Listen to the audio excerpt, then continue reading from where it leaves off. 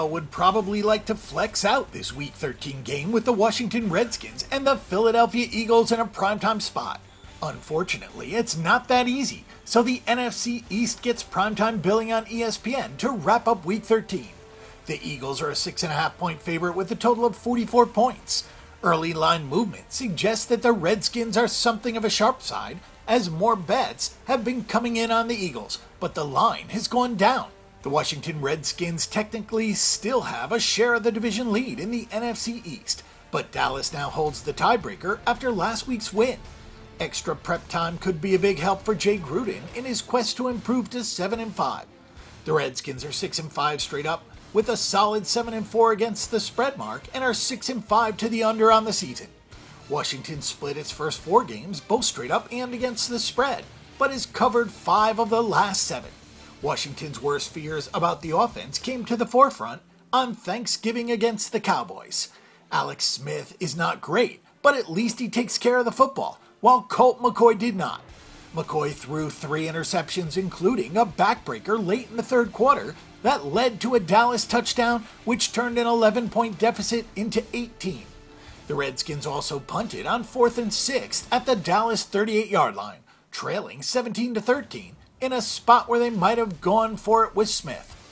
The Redskins deal with a ton of injuries every year, and they have some significant ones this year as well, including left tackle Trent Williams, who is doubtful for this week's game. The Redskins' offensive line is severely banged up, and the best running back on the roster, Chris Thompson, is still injured. The NFC East still appears to be there for the taking, but this season has been a major disappointment thus far for the Eagles. Philadelphia is just 5-6 straight up and has been burning bankrolls with a 3-8 record against the spread.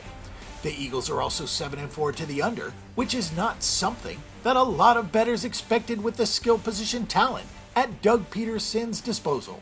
If Philadelphia fails to cover this week, it will be the second time this season that the Eagles have lost 4 straight games against the spread. Where has it all gone wrong for the Eagles? Pointing the finger at one player or one position group is not enough. Everybody has had a hand in this challenging season. The Eagles are minus 0.6 yards per play and are minus 8 in turnover margin.